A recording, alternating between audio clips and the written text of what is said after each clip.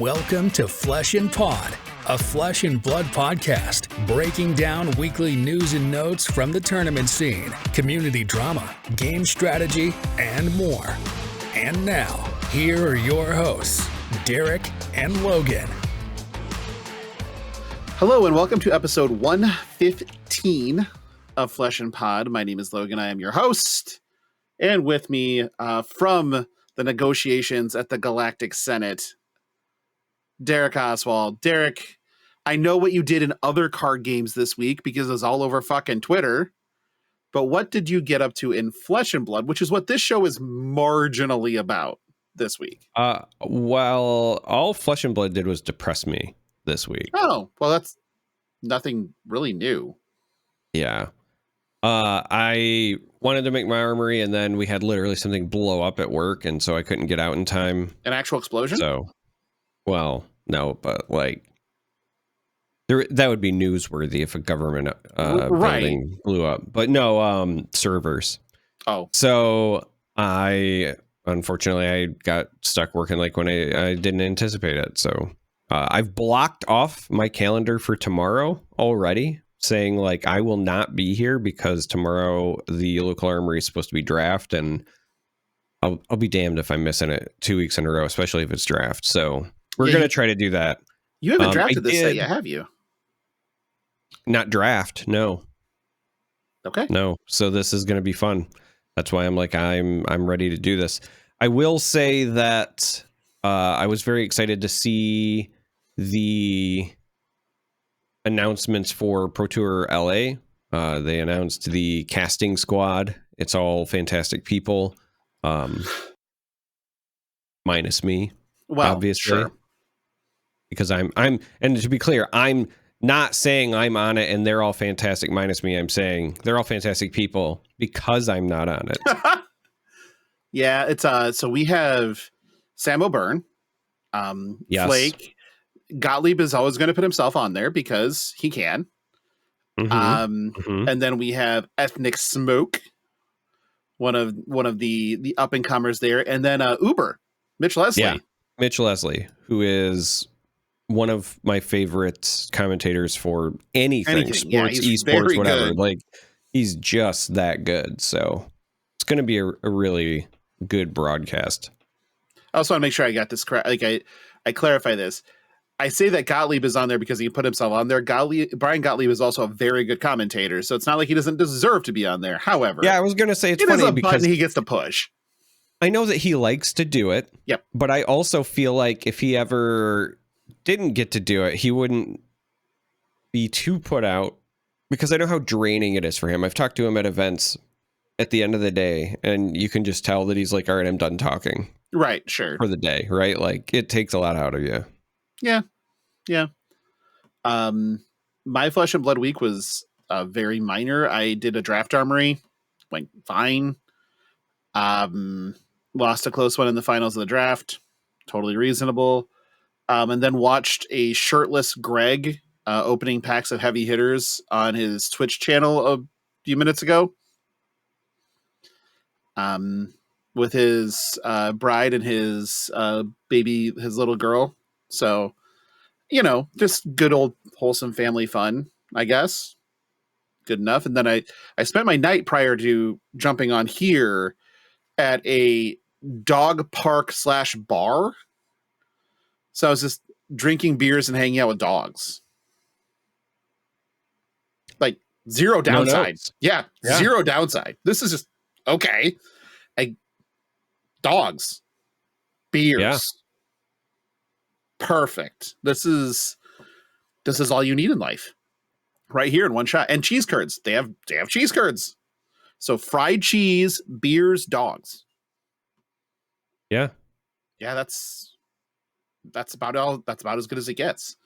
I wanted to go ahead and give you time to talk about your other endeavors this weekend. Now, I do understand that you have an entire other podcast that is dedicated to this topic, but I would be remiss if I did not give you, or did not give is the wrong word because you can take whatever you want, but I'd be remiss if I wasn't encouraging you to take some time to go ahead and talk about your experience with Star Wars Unlimited this weekend.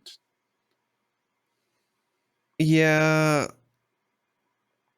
So over the weekend, for the folks who didn't see as much as I was All trying of to Twitter. post and or like retweet, Fantasy Flight Games had a number of content creators come out to Minneapolis for a preview event, a pre-launch event. Honestly, somebody asked Flake and Doa and I over the weekend if we had ever done anything like that, because, you know, we've done a lot of different kinds of events, and both Flake and I were like, honestly, no. Like, we've definitely done studio events and we've done live events, and even Flake just went and did the celebrational. But this is the first time that him and I could ever think of where we were invited out to do something on that scale for a game that wasn't available yet, like before it was even out. And the more I thought about it, the more I feel like that was actually really important for them, because Fantasy Flight Games, FFG, has a reputation for not supporting their games. And this level of upfront investment is in many ways just kind of, I think, a teaser of all the stuff they want to do going forward. Everybody that I talked to from the company, and I tried to talk to as many people as I could all weekend long, were gushing about the game, excited about the prospects, talking about how it's nothing at all like what they traditionally do, as far as upfront support, continued support. It was just one, I mean, it's always refreshing to be in a room with a bunch of people who love the same things that you love. It's the same reason I love going to Flesh and Blood events. Flesh and Blood events are infectious because of the love and camaraderie and positivity around that game. And I think this is the first time, other than a Flesh and Blood event, that I have felt the same way. Similarly, whenever you talk to anyone from LSS, whether it's Alex or James himself or Brian, they all love the game and they gush about it, and then they don't feel put out that they have to answer questions about it. You know what I mean? Mm-hmm. This was the same thing with FFG. Everyone you talk to, whether it was, you know, Jim Cartwright or Josh Massey or Xander, or even like Serena, who is the director of marketing, she's new. As far as for me, it was my first time meeting her. Didn't matter who you talk to. They're all gushing about the game. Several of the actual game designers, like Tyler Parrott, and like I said, people like Josh and Xander and whoever, even after the event, stayed and played either Draft or Sealed or Twin Suns until like 3 a.m. in the hotel lobby, right? Like they could have went home to their families. They're local, and they stayed and played games till like 3 a.m. So that was my big takeaway. The one, like, the event was solid. The cards are of good quality. The pictures don't do them justice. I'd seen pictures obviously ahead of time like everyone else. The camera does not do the foiling justice at all. The hyperspace foils are gorgeous in person. Like, I was actually kind of taken aback. I've got some video, and I will post it at some point, of when they hand me the packs to do the very first Sealed, and I recorded my openings. I opened a hyperspace foil legendary Force Lightning, and like the foiling on the Force Lightning going like bleeding out to the edges, and everything just pops. It looks way better in person. I was a little, you know, legitimately concerned just based on what I'd seen from, you know, pictures or stills or whatever, but all the products were top notch. Cards were top notch, and the people were, like I said, just very caring and infectious. So it's done a lot for me and my confidence. I don't know what else a company would have to do to win me over and make me think that they plan on supporting a game. Like, I know that they have the reputation, but that was my big takeaway. So I will say this as well. If you're somebody who can stomach 2 different games, I would recommend picking it up, especially if you've got what I would describe as like the Magic itch, but you don't want to play Magic, because the good news is, for somebody like me, I still love Flesh and Blood, and Flesh and Blood is unique, and there's no other game like it on the market. And so the existence of this game isn't ever going to pull me away from Flesh and Blood. But all the stuff that I like about Flesh and Blood, being that Flesh and Blood is a degenerative game design, right? You start at your strongest and you get weaker over time. Yep. Star Wars Unlimited fits that other end of the spectrum. That's why I say like the magic itch, because whenever I talk to casuals or people who play Magic who have tried Flesh and Blood and it didn't stick with them, usually the biggest piece of feedback that I get is I like to like build my stuff up over the course of a game. You know, I like feeling like I'm getting stronger, and that makes sense. A lot of us play RPGs or whatever where you get stronger over time. That feels rewarding. This is a game that's like that, right? It's, you know, you play bigger units and your field gets wider and you have space and ground and all this other stuff. And so if you're looking for a game to supplement your Flesh and Blood time, and you kind of miss that, you know, get stronger over time feel, then this is one that I would recommend. It's a ton of fun to play too. Yeah. It goes back to like the classic, you know, fighting game analogy that we used for Flesh and Blood, where you get weaker over the course of the game, and you don't like you run out of resources, but if you can pitch that correctly, you kind of build your super meter because you're building to an end game, right? Like how are we going to end this? How are we going to put them away? And for some people, it's, you know, it's a death by 1,000 leg sweeps, you know, looking at you, Ninja. And for some, it's one giant attack. Fuck you, Crippling Crush. So, you know, it's built that way. By the way, I just want to get this out there. I paired up into Clark on Talishar. Now, Clark had just got done getting fucking mopped up by a Kasai in Armory. And he told me so, and I'm like, okay. I think the game lasted 7 turns. In those 7 turns, he did not dominate 2 attacks. One of them, or 3 attacks, sorry. One was a rouse. One was a Anathos behind the rouse. And the other was a pummeled Zealous belting. Every other attack was dominated. And 2 of them were Starstrucks, and 2 of them were Crippling Crushes. I did not win that game. I did not come close to winning that game. Because Starstruck is actually way scarier for a deck like Kasai than Crippling Crush could ever be. Starstruck says, I'm going to eat your turn if you cannot turn off the crush. Yeah. And the first one, I keep saying Starstruck is a hell of a card, and I still firmly believe in when it comes to disruption, it is more impactful than both crippling and spinal in most cases. Right. So I used my fridge to turn off the first one, and I used a Sink Below out of Arsenal plus armor plus a card to turn off the first crippling. Could not turn off the next 2. And basically erasing turns is enough. Right. Yeah. So you were trying to, using the fighting game analogy, you were trying to set up the combo, and then he said, no. Combo breaker. Right. Combo breaker. Yeah, that's basically what happened. So thank you, Clark, for not only beating the shit out of me with a case break, but then beating the shit out of me on Talishar. Seems like this guy's just got my number lately. But Clark's a hell of a player. He's a hell of a player, and hell of a guy too. I do love Clark. So there is that. Let's talk about some news and notes, shan't we? Yeah, we should do that. We should do that. That's what we're here for. The Calling Liverpool was this past weekend. It was the Calling, which was sealed and drafts were limited, was won by Francesco Giorgio. Through another just fucking wrecking ball of a top 8. This time with Valentin Mackel, Pablo Pintor, Nae Mobasir, Mark Henderson, Julian Felix Fleury, Liam Holden, and I don't know this one, but Yassine Akafai, I think is correct.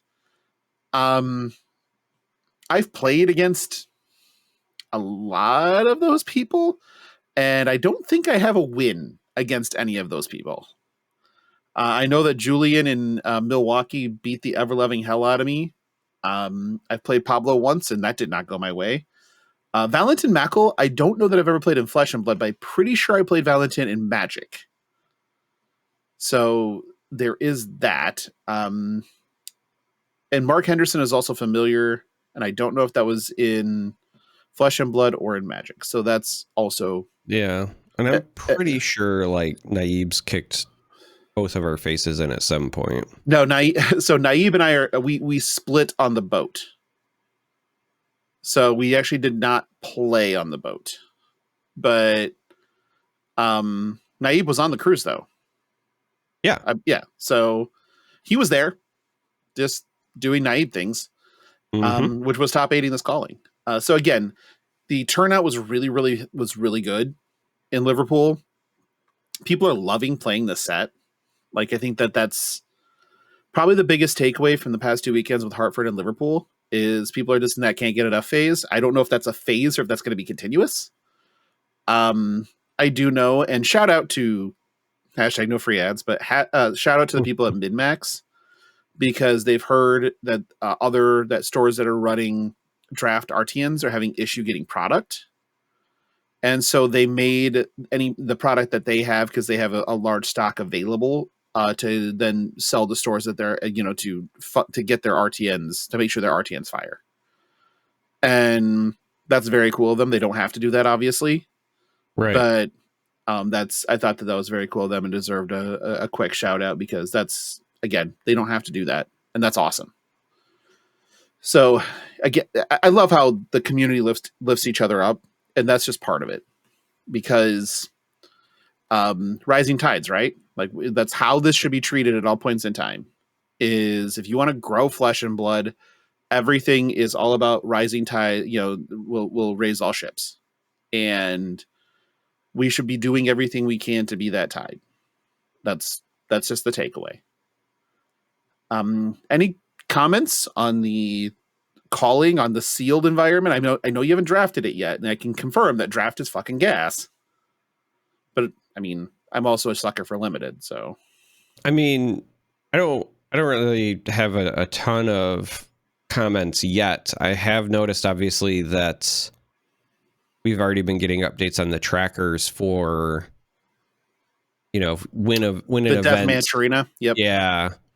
So that'll be interesting because you and I have talked in the past how we both kind of feel like KO is the baseline, just because I think his floor is the highest, especially like when you consider sealed and other things. And it'll be interesting to see if KO, for example, starts to run away with stuff, if people then start forcing him because they want to get on a win on the event to jump the tracker. Yeah. Well, it is worth noting that it was a Kasai mirror in the finals of Liverpool. Yeah. So not KO. I know. I'm just saying, like, hypothetically, right? If that is what happens. Kasai, when you have the stuff for it, it's hella strong. Yeah, scary as shit.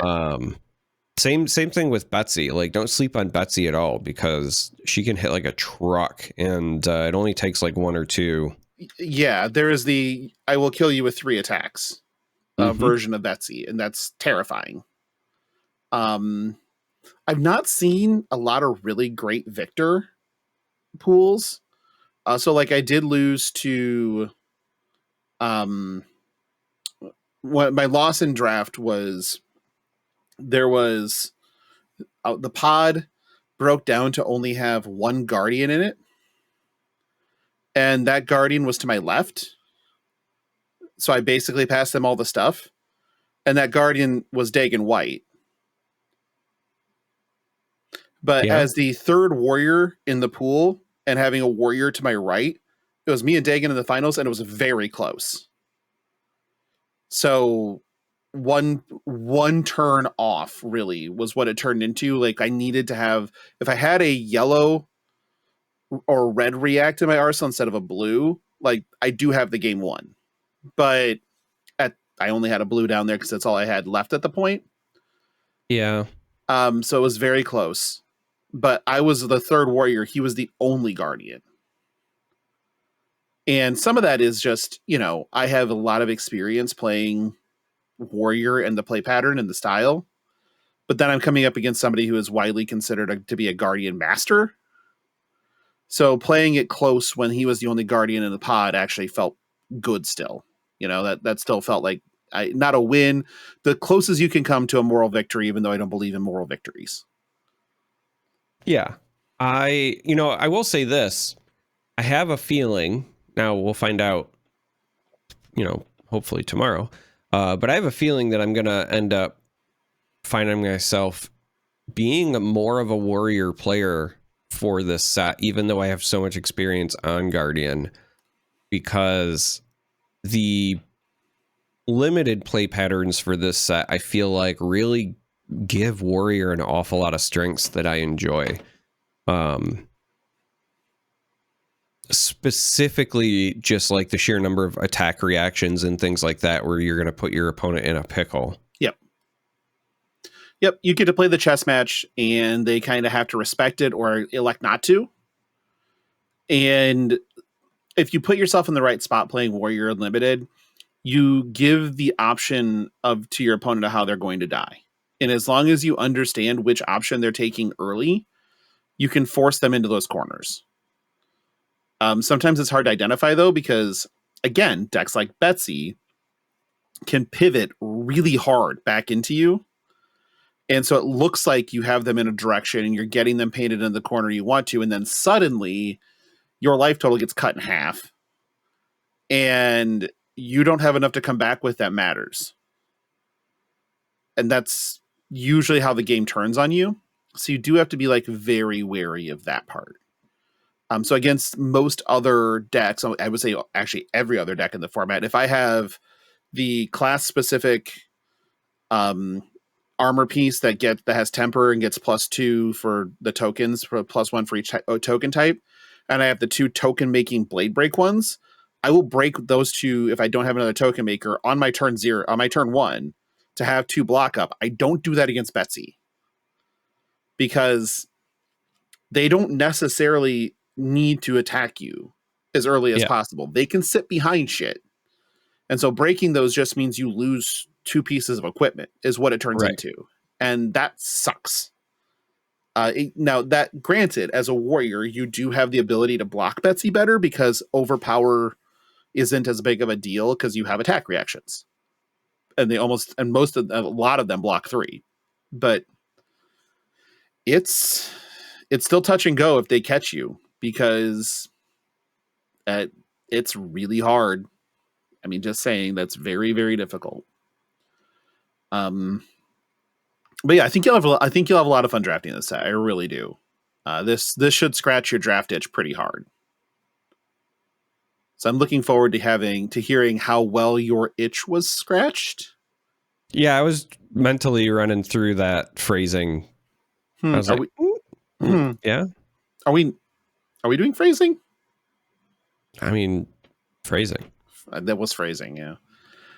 Let's move on to the Battle Hardened because this is super interesting to me. Like, this is fascinating. So, Battle Hardened was won by Rob Catton on Prism, beating Finlay Shepard on Bolton in the finals, and that was Finlay's only loss on the day. We also, rounding out the top 8, there were 2 dashes, Adventure Extraordinaire, 2 Bravos, a Kano, and an Azuri.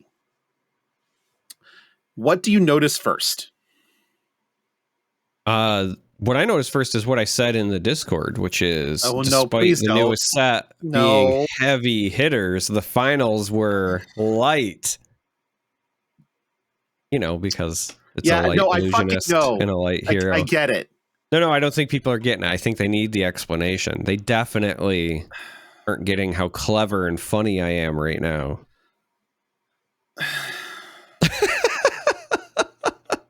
But okay. I mean, to answer your question, there's a couple of things that jump out to me, but the biggest, well, there's 2, right? So the biggest one at first was where's the heavy? Yeah. Where are the heavy hitters heroes? In general, because we went from them like winning early events to none in the top 8. And then the other thing that jumped out at me was also, not only is there no heavy hitters, but, with the sunsetting of ice, there was an awful lot of talk about, aggro summer, and then it became blah, blah, blah. And there's no ninjas there either. Not a one. Right? So. Nope. Interesting, huh? Mm-hmm. Uh-huh. Bolton is the closest thing in here to an aggro deck. Kano, I mean, Dash can play both sides of it, so I guess. But the Kano is Kano's Kano. I mean, there's really no two ways. I think there's a lot in here of outside of Prism. There's probably a lot of arcane damage isn't real and can't hurt me happening. And okay, Kano's gonna definitely have a day in that in those, into that. And true to form, in the battle hardened, Kano lost to Bolton, and if Bolton's playing aggressive and Kano doesn't see blues early enough to matter, they're probably going to lose. Especially if Illumina happens early enough to pump the life total high enough that it gets out of range, for most combo kills early. That's really rough. Yeah. So that isn't too surprising that that there was issue there.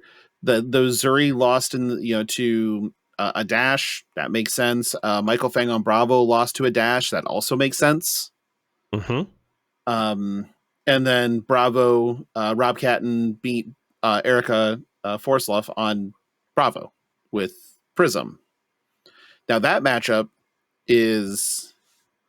that's interesting because that used to be just Prism's buy was Bravo. Like, full stop.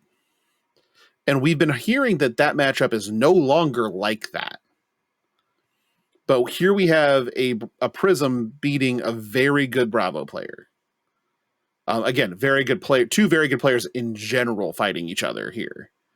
But that's interesting that Prism got through that, and they were mono Luminaris. They were not playing the Iris of Reality plan. Right. So that's kind of fascinating, and I wonder if that was a known quantity, because my thought when I first saw that was maybe that's a thing where the Prism players were assuming they had to have the Iris package in the sideboard, and so they were bringing that in against Bravo and still losing, and Rob Catton said, fuck it. We don't, we Iris isn't winning, so why even try?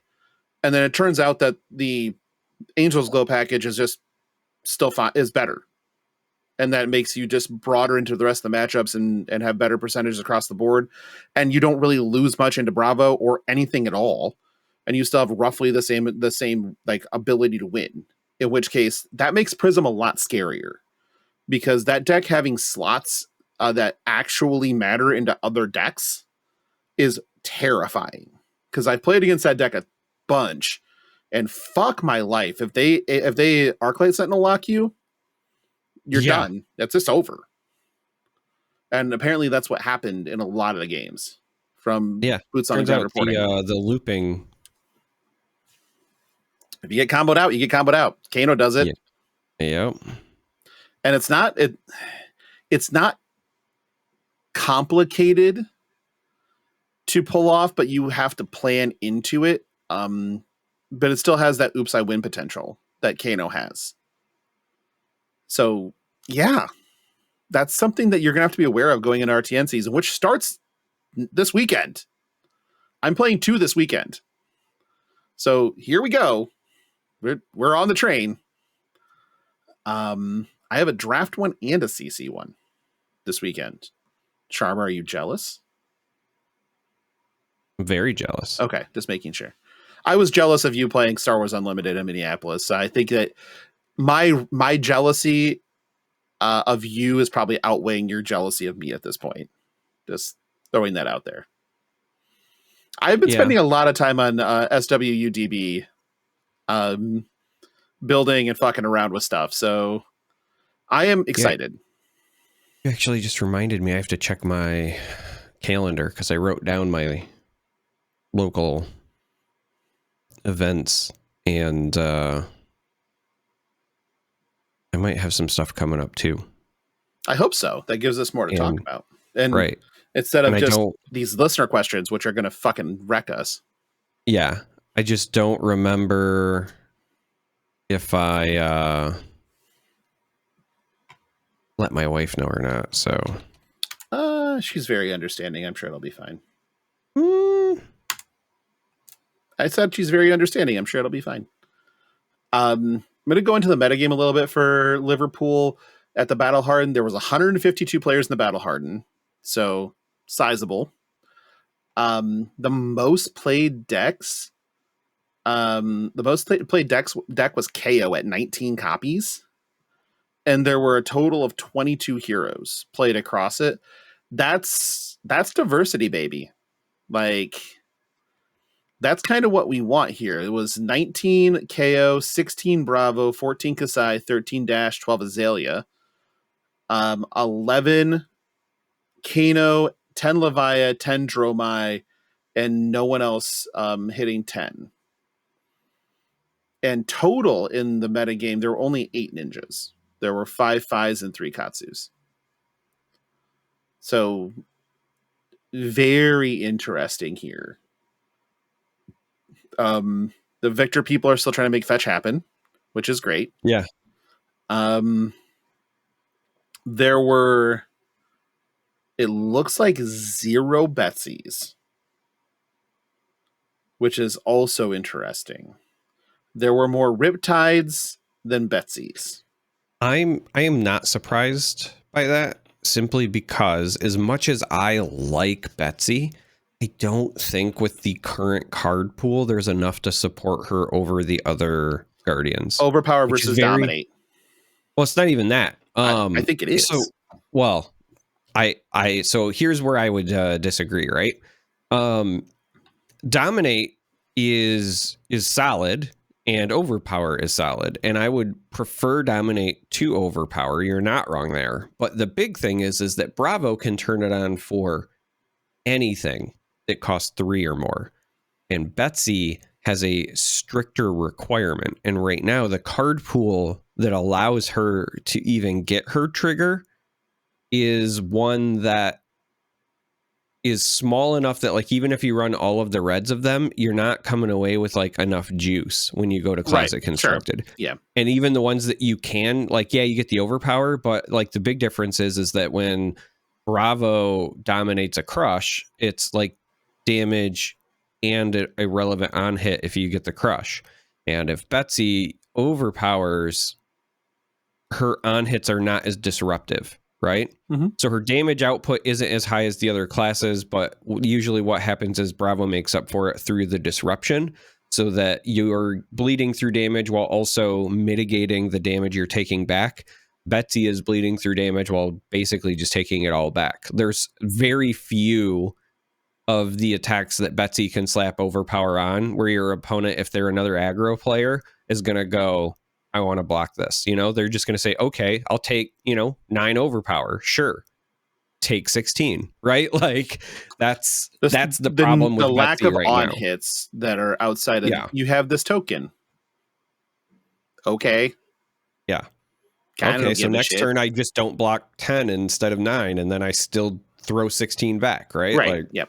It's still a whole lot of service going back at you. So yeah, I think that this is super healthy diversity wise. And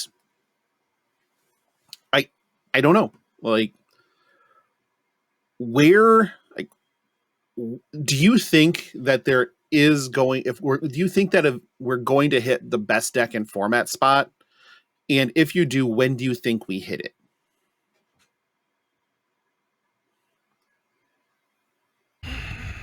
Within this metagame, I should say.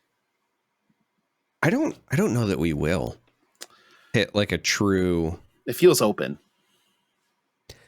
It feels open, but also I feel like, when you talk about card games, you usually talk about the tried and true matchup triangle. Now with Flesh and Blood, it's always been more of a triangle, or like less of a triangle, and more of like I was gonna say a pentagram, just because it sounds devilish, but there's just a lot of like crisscrossing matchups. So don't listen to the vertices of my geometry thing of choice here.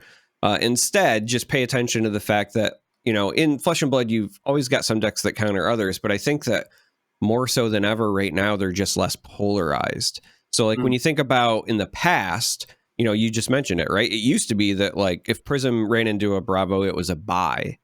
And that's less of a case now. I still think Prism's probably doing pretty well into Bravo, if it's an experienced player or whatever, but it's a lot closer. The polarized matchups are just not there. And I think that is what is also leading to such a healthy metagame where we don't have a true best deck. Yeah. Yeah, that's my initial thought. Yeah, I mean, ultimately, there probably is some perfect configuration of something that makes it good enough to be considered the best deck, but we probably won't see it until Pro Tour LA, is my guess, if there is one. And I'm not saying I'm not convinced that there is one. I think that we're wide open here, and I'll say this: there is one because mathematically there has to be. Sure. But here's the beauty of Flesh and Blood. Because player skill matters so much more in Flesh and Blood than it does many other card games.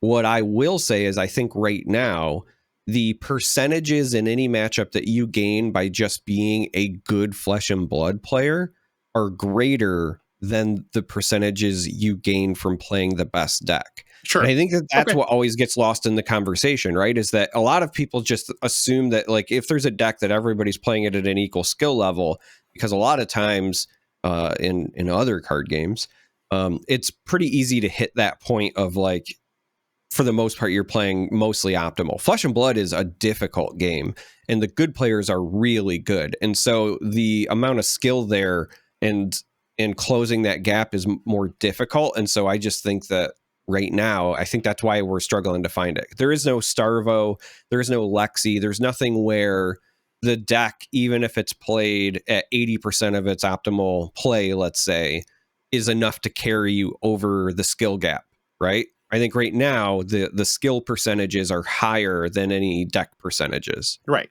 Yep. And I think that, I feel like that I totally agree. That is exactly how it feels. I've been saying for a long time that it's not decks winning these tournaments, it's players. Because you saw the same players just consistently being towards the top, and that really hasn't changed much. It's always Pablo, it's Michael, it's Brody, it's Mara's still popping up in top eights, and it's the Rias, and it's just the people, right? And 100% it's that. So a lot of it is, there's some get good aspect to a lot of what happens here. And that's not to be degrading. This is a game that rewards higher levels of skill, and that's just it. Now, granted, there's still some oops, I win moments, but they're few and far between. But they do happen. Right. So don't feel too discouraged if you just get blown out sometimes, because that happens. I didn't take this off of the show notes, so we're going to give one more free ad for the camping trip, the Fab camping thing, Camp Green Tree, coming August 15th through 18th. This is in partnership with our good friends at the Realm Games. And 3 days at a campground outside of State College, Pennsylvania. So Friday is going to be camp activities. So adult themed camp activities around Flesh and Blood. There is a runic reading course with Mr. Viz, Gary, the guy with the Viscerai pillow. And arts and crafts with Rune Babe and a Shreve. And then there'll be other various things that happen. Saturday, you have a 5K Classic Instructed Realm Brawl. So there's, the $5,000 plus an invitation to the 50K Invitational at the end of the year. Sunday, there is a 2K Blitz event with that same type of qualification on the line for the 50K at the end of the year. And then there will be other. We don't talk about these on the podcast activities that are being planned. But if you subscribe to FAP After Dark, we'll talk about them there because we don't have to record. We don't record that one. So that's when we can talk about those. But this is definitely something to mark your calendar for because I think this is going to be very interesting. Similar, like it's in that it's that uncharted range. Nothing like this that I can think of has ever been done. So this is something that if you've ever been interested in feeling exactly what community is, this is a good example of what that's like. Because the people that are going to show up to this are all people that are 100% invested and want to be there, and they're interested in having a good time regardless. So yeah, definitely something to look forward to. Mark your calendars, yada, yada, yada. I plan on being there. It's 6 months from now. My life is anything if plannable in most cases that far out, but the current idea is to be there. So if you're interested in hanging out with us or me or whoever, there will be quite a lot of people at this event. And again, entire campground is rented out. So there are cabins, there's rooms for just straight up tents and camping. There are also hotels nearby if camping's not your thing. So feel free to direct any questions to the Green Tree Twitter account. I'll have that link in the show notes. They'll be able to answer any questions you have, but this is definitely something that you should be looking towards. Darick, are you going to go camping? Maybe. It's 6 months from now. Like I said, my life is a shit show. So that's the only reason I say maybe. Like right now, it's something that I'm planning on attending, but like all things, if a casting opportunity pops up, like I'm going to take the job, but that would be, that or a family event would be the only two things that would prevent me from being there at this point, because that's driving distance for me. I drove to the last Green Tree thing, so sure, it is definitely not driving distance for me. Although I did drive to the last Green Tree thing. I shouldn't do that though. But I guess so with this kind of being pseudo close to Amsterdam as well, and me planning on being in Amsterdam, it's a little sketchier. Yeah. But I've been climbing the escalator and looking at Amsterdam tickets because I'm like, if I can find a way, with my various powers of persuasion and things I'm members of and other variety of things, to get a first class ticket like that's at like right around 2K, like I'd be remiss not to, right? Yeah, I think so. Okay, because that's about where I can get them. Is right around between 1,800 and 2,100 round trip. Well, round trip ish, because I have to go from here, which is Des Moines, to Amsterdam, and then from Amsterdam to Indianapolis to then spend the weekend at Gen Con. Right, because why wouldn't those things be like right next to each other, right? Right. Okay, good enough. Are you ready for a bunch of fucking listener questions because we did this to our goddamn selves? I mean, I'm not ready, but yes. Okay, buckle in, crack the knuckles, get loose. Here we go. First one is from our friend Big Lou. Big Lou asks, as this week is my birthday week, the 16th to be specific, so happy early birthday, Big Lou.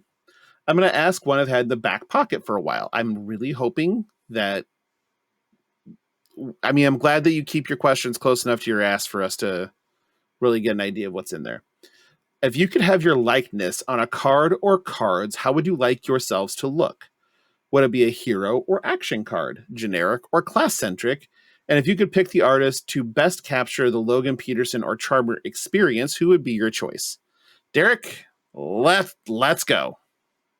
It's just me as an assassin, as done by Ijur, aka Iswardi, the way he already drew me. Literally has been done. After I've seen myself as Craven the Hunter, I can't unsee myself as Craven the Hunter, and that's just what I want now. That's what I need. It exists. Yeah. That's been done.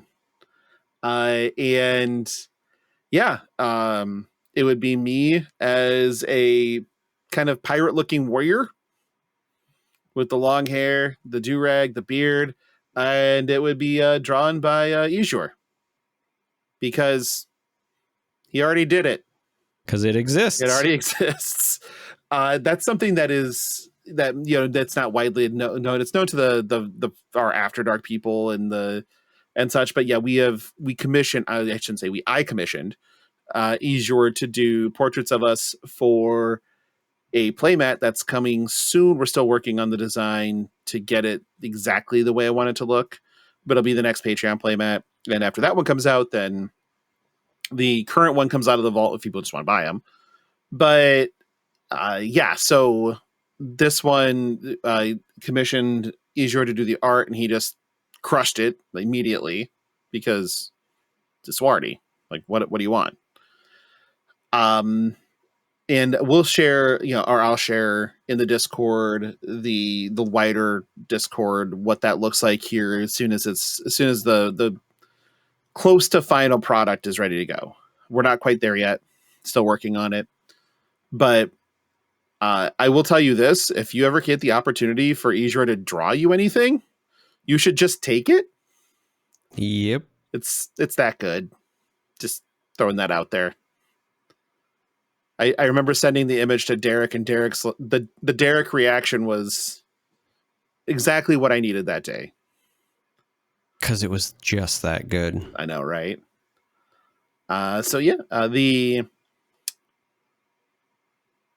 action card's an interesting one, though. If you could have yourself as an action card, what would it be?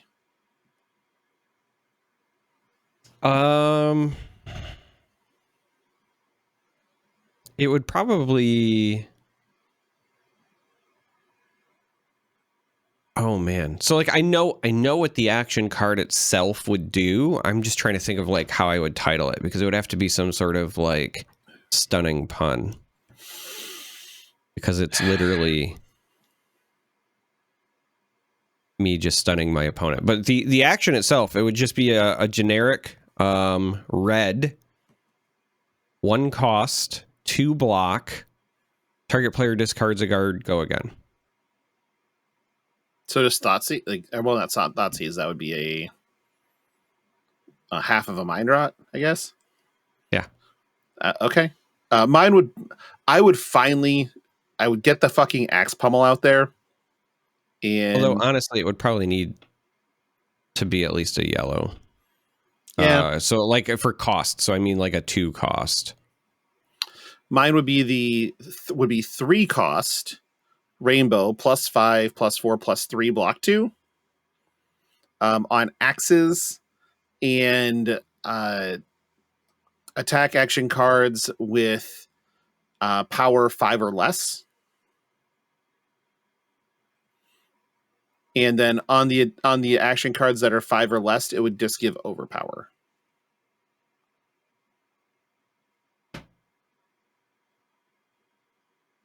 And then axes and pole arms or whatever for the weapons that you can do with it. Logs. Axes and logs. Axes and logs, yeah. Because we know we're getting one at some point. Because a log is not a club.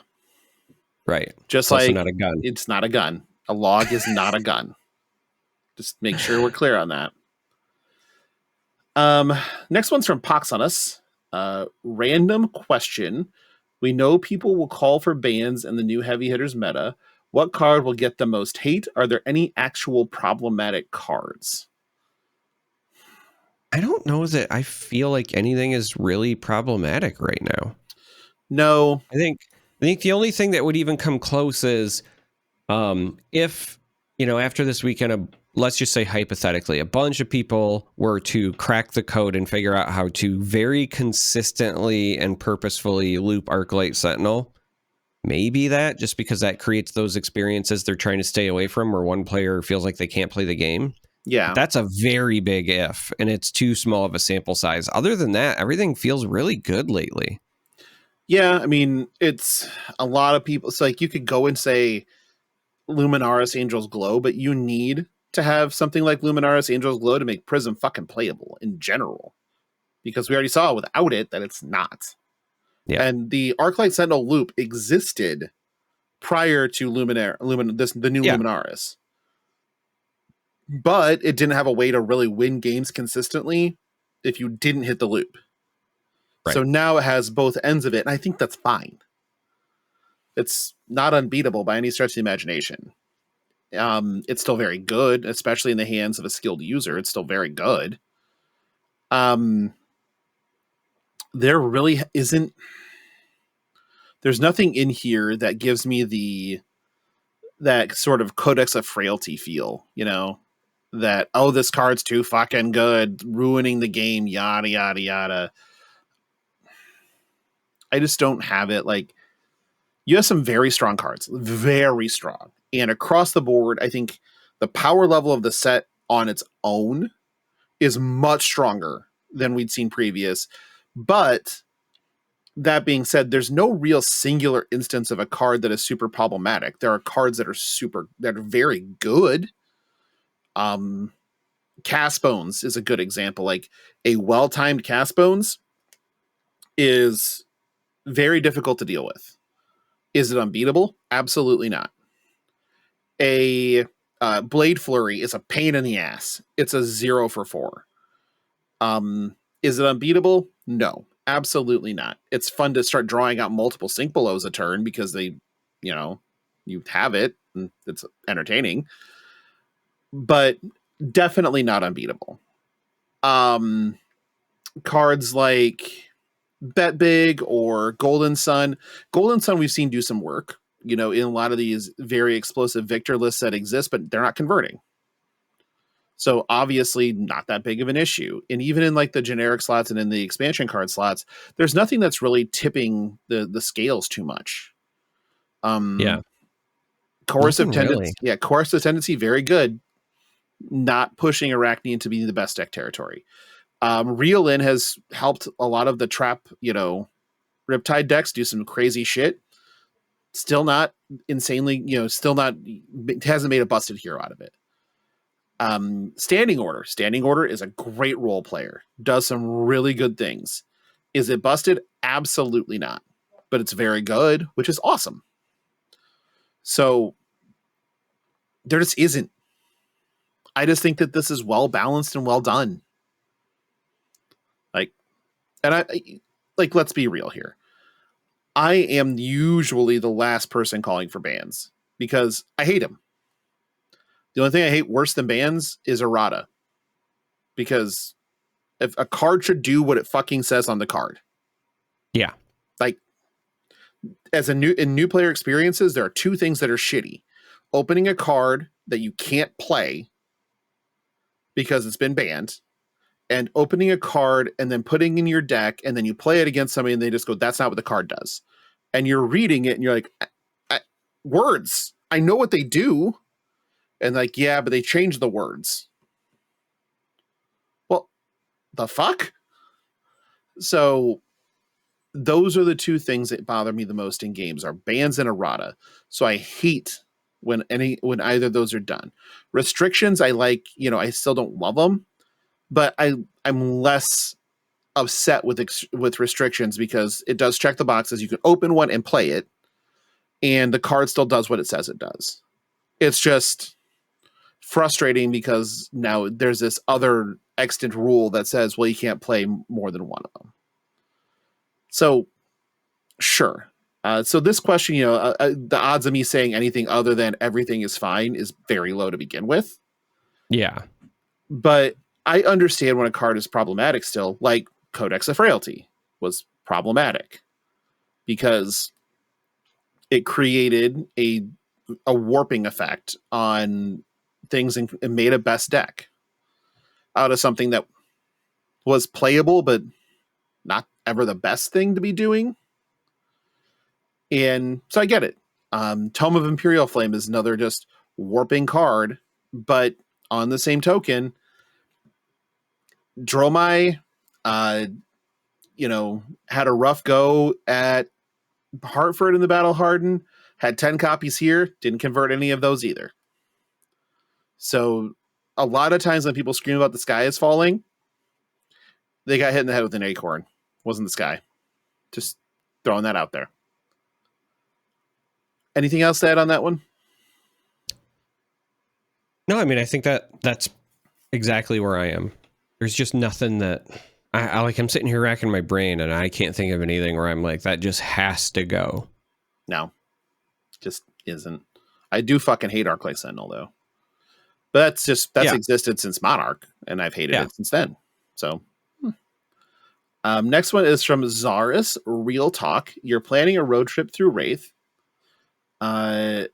You have room for 4 heroes on this trip. Who are the best to bring on a road trip of Rathe, and why are you bringing them? Who brings the best snacks, and who has the best road trip banter? Who farted? That's just dumb. Not doing that one. Asking the heavy hitting questions. Exactly. It's easy. It was always Riptide. Asking the heavy hitting questions over here. I'm sure Charmer loves your pun. I fucking hate it. Charmer, do you have your 4?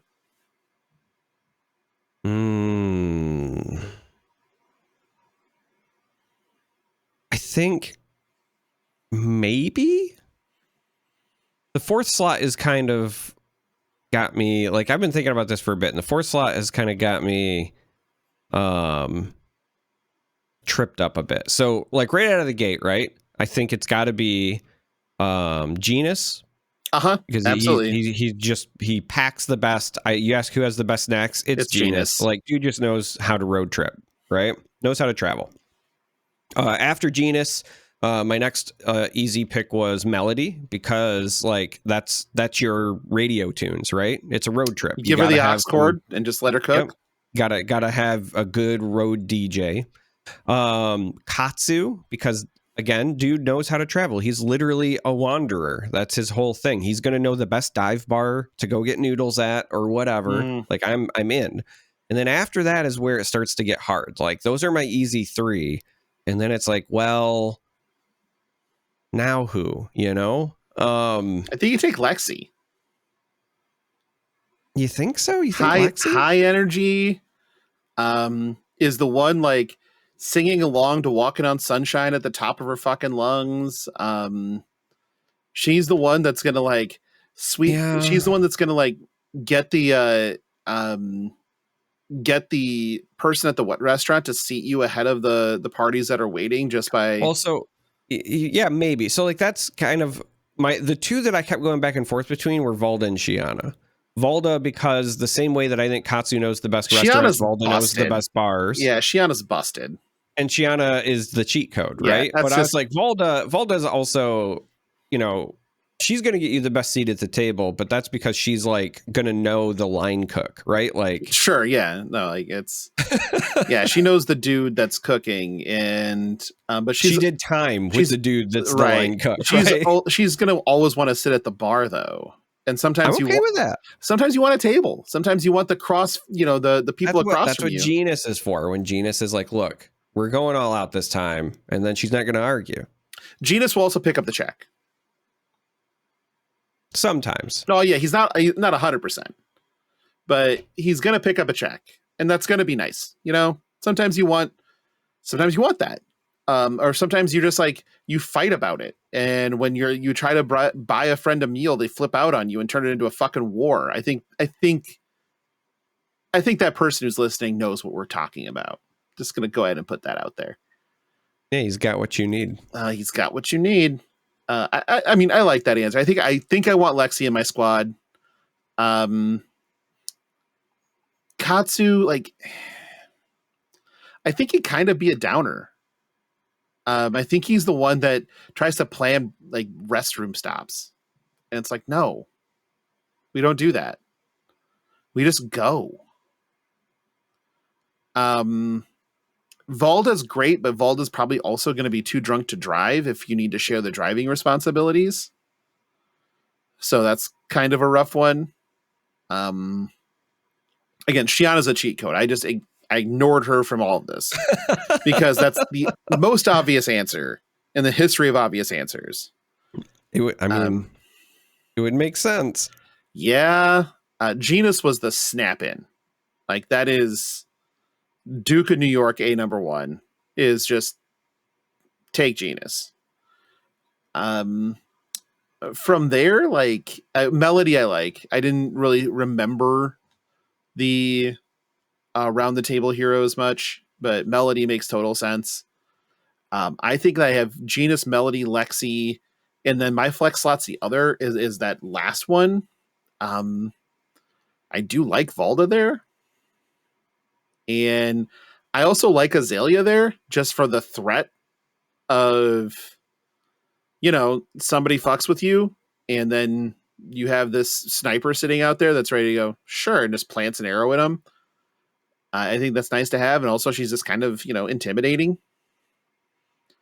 There is also something to be said for having Bravo with you, just big charismatic idiot that.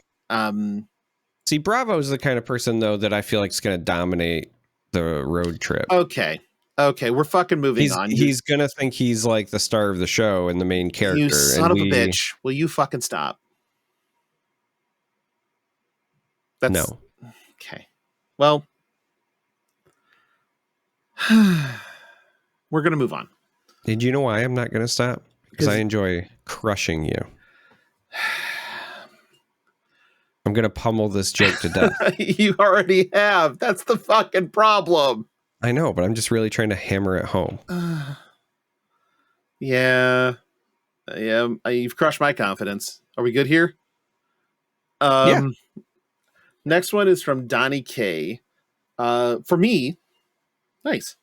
Logan, have you tried the new Kasai and Blitz yet? Is the playstyle more or less the same as old Kasai, or does the new text box make a big difference? Now that you've had some time to tinker with the new cards, do you think where you want her to be power-wise, good but hard? Are we not doing phrasing anymore?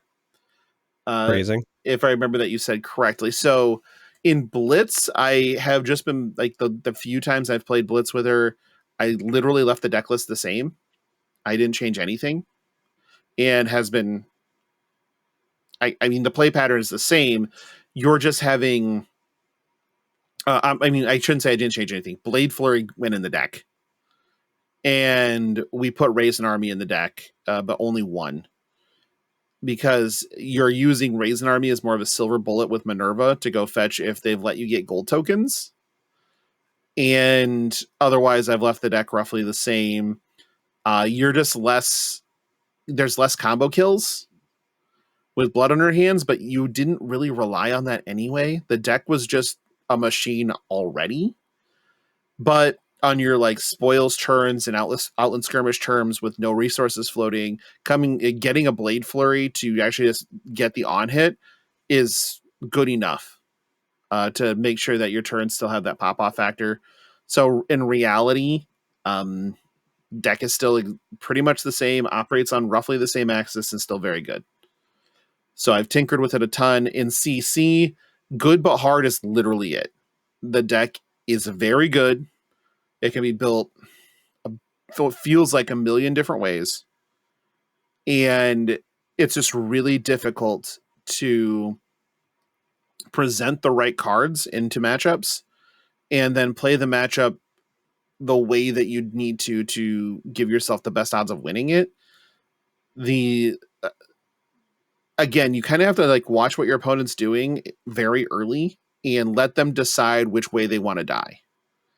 And then just stick to that plan until something else happens and you maybe have to shift. But normally you don't. You just say, okay, I'm ahead by 12 cards early, or you're ahead by 7 cards early in deck. All my shit blocks 3 and 4. All right. I'm going to swing 2 swords a turn off of, losing 1 card and eat 2 to 3 of their cards and just block the rest of the time. And good enough. But if they don't block, it's like, okay, you're going to try to serve back damage on me. I need to make sure I'm digging for my combo pieces to just present a board state that you can't deal with and go from there. Oh, and as soon as you eat one of their turns for free, which usually is a Blood on her hands turn, or sometimes it's I made 2 Centauri Sellswords or 3 Centauri Sellswords turn, and now they have to start attacking those, and you just get to eat their entire turn because they have to kill this stupid fucking thing that is just going to keep attacking them. You start being able to just get away with whatever you want to get away with.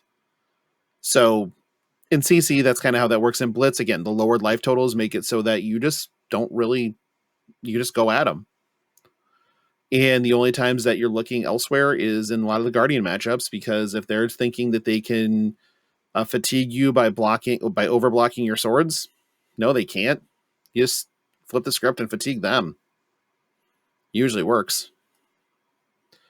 But yeah, hopefully that answered the question. Do you have any opinions on any warrior gameplay at all? You really don't lean into it much. Not much yet. I'm still very intrigued by Olympia, and I'm kind of waiting to see what his payoff is. It's for gold, idiot.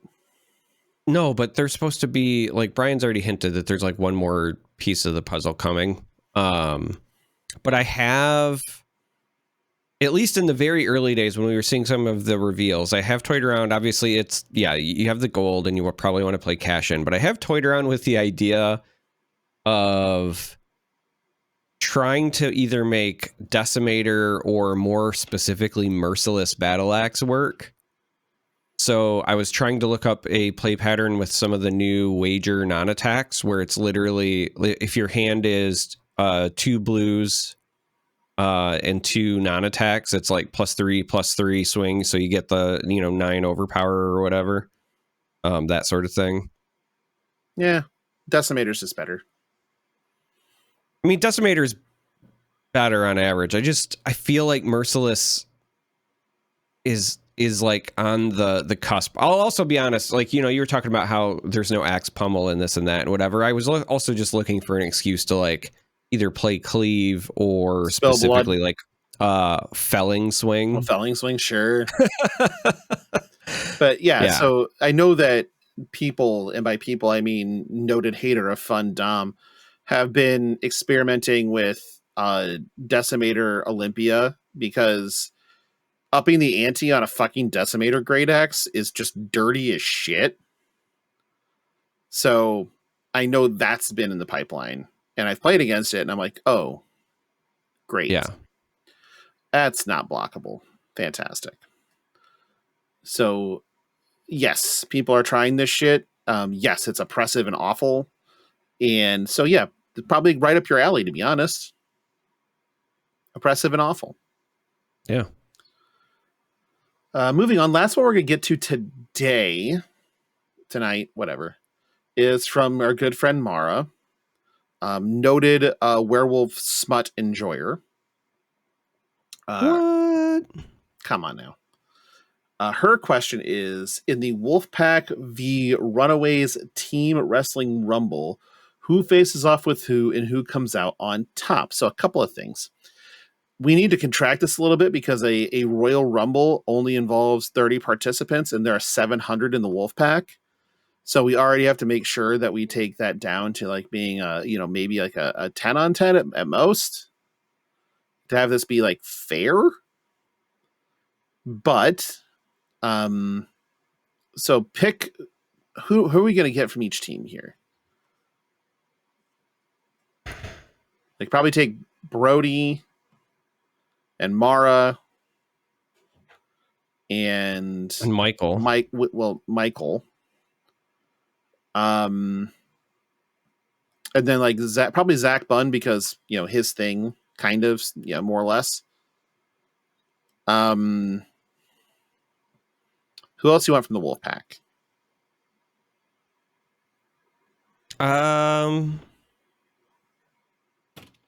I don't know, how many people are we? I feel like we should probably actually try to limit it to like 3. Let's call it like a 6-man tag match. Do it a 6-man? Okay. Yeah. So Mara, Brody, Michael. And Zach Bunn can be the valet? Yeah. Okay. He can be the pallbearer, sure. Yeah, sure. And then we're going to go into Team Runaway. So Yuanji. I was going to say, it's got to be Yuanji. He's on there for sure.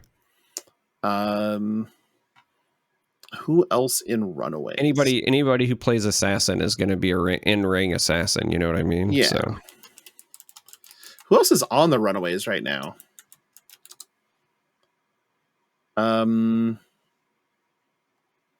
Let's see if I can find the actual roster. It's so I know the podcast Rutkowski, right? Yeah, I think so. Cody Williams. Yeah, I was gonna say, I know the podcast has Cody, Pat, and Yuanji, right? Mm-hmm. So let's just take them. Let's just take Cody, Yuanji, and let's say Dan Rakowski. Yeah, that sounds. So I'm going to put, or do we want to take Lucas instead of one of them? And who's their valet? You know what? Just because I want it to be funny, I don't even remember if he's on the Runaways or not. But we should like give their Paul Heyman is Fino. Okay, that sounds great. That sounds great, right? Sure, sounds awesome. So there are so many things that we could say about a Fino versus Zach Bunn sort of valet representation. And most of them would get us in some variety of trouble, but yeah, there's a lot of comparisons that can be made. So I think that, or do we want, so quick question, do we want to put Lucas Oswald in instead of somebody else so that we can have Lucas versus Brody? Yeah, I guess that could be like the fair way to do it.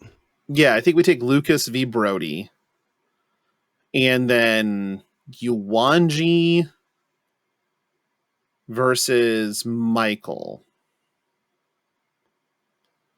and then Mara Dan. I mean, it's not fair to Dan, but is it not fair to Dan? Yeah, I mean, who's going to be a fair matchup for? Dan plays Ninja. Ninja's great at Dromai. Yeah, but no, you're talking about the heroes. I'm talking about in an actual fist fight. Like a fist fight? Yeah. Who do you think would be willing to fight a gay icon? That's what I'm saying. It's not fair to Dan. I mean, like if he even has any hope. No, then the community would demolish him after the fact. That's true. Yeah, I mean, like, but Dan can at least like occupy some time, right? Like, yeah, right. Just has to see if he can get Mara to punch herself out, maybe. But at the end of the day, like you say, community, just the Wolfpack alone on Twitter would shout down Dan for raising a hand in anger. So yeah. Who comes out on top in this one? That's a tough one. I think it's Wolfpack. I mean, I think I've got Yuanji winning against Michael, but I got Brody over Lucas, and we've already discussed the Dan Mara matchup. So yeah, I don't know. Seems kind of one-sided to a degree. But who are we to comment on these things? But if we put Team Ascent in there, though, like you could take Rhea and the Nature Boy, Sam Dando. Woo! And Easton Douglas. I guess, I mean, that you can easily just do that. So Rhea on Mara. And then Easton on Michael. And take Sam on Brody. I mean, that's compelling. Yeah, I could see that. I can see that. As always, our listeners are coming with the hard-hitting questions. Or I guess they say heavy-hitting questions because they want to be on Darick's level. Get that fucking face. God damn it. I don't know what to do anymore. I just, you're sucking my will to live. I hope you know that. Hold on. What do we got here? Tick and talk. Great. I'm actually pulling up the patrons right now because it's time to close the show out. And we're going to do that by thanking patrons. Do you want to thank some patrons or do you want me to thank some patrons? Should we just thank some patrons in general? Sure. We could thank Lance Good Thrust. Well, we'll get to him. Oh, it has to come with the list. I'm You're jumping the shark. Early. Yeah, you're jumping the gun on your thrusting. Your thrusting needs to be well timed, and you have to deliver at the exact right point. It's got to be a mutual thrusting. I don't know, man. You just work here. Yeah, I get it. So first we have our associate producer, of Alex, Andy, C-Dub, Sindra, Donnie K, Jacob, Kenny, Larry, and the Salty Sea Cat. Our executive producers on up, we have Blaze Storm, Dom. Okay, this is where we deliver. This is where we loosen up and we do the thing. Do you want to do the thing? No. You want me to do the thing? Yeah, I'm spent. I need time to recuperate. You need a refractory period. I get it. Okay. Lance Good Thrust. Matt Two Tokes. Pox on us, a valued member of the Patreon, by the way. Valued member. Alongside Blaze Storm. Actually, they're all valued members, but Papa Mike, who again likes to deliver pineapple flavored lighter fluid to convention halls. Philip, Rich, Taylor, and Trevor. If you are interested in joining the Patreon, you can go to patreon.com/fleshandpod. Link is in the show notes. There are 6 tiers. Any paid tier gets you access to FAP After Dark, where we will talk about the activities at the Green Tree Summer Camp that we cannot talk about, like that I don't feel would be responsible to talk about on the podcast. As well as other things with our friends Greg and Bryn and whoever else decides that they want to show up that week. Okay. If you have any questions for the podcast, you can send us an email at fleshandpod@gmail.com. You can find us on Twitter at fleshpod, but the easiest way to get hold of any of us is through the Discord. Those links are all in the show notes. Joining the Discord is free. Do not need to be a member of the Patreon to join. Just hop on in. You will find compelling conversations, I'm sure, with somebody not named Charmer or Logan. Right. Darick, where can they find you? You can find me on Twitter at Quitter. Did you say Quitter? Yeah, Quitter. Quitter? No, Twitter. Okay. Twitter. At that Charmer, Charm3R. Twitch, YouTube, on the Wampa Radio podcast. Nope, Ice Cave Radio. Shh, it's a deep cut. Ice Cave Radio. Don't want to get sued, fuckhead. They're definitely not listening to this one. I know, absolutely not. I mean, Flake will, but yeah, that's completely different. I said Wampo because that's the mascot's name. Uh-oh. But yeah, all the places. The best place is always our Discord there. Yeah. Or the Ice Cave Radio Discord. That too. Yeah, that too. I'm even in that one. Although, I mean,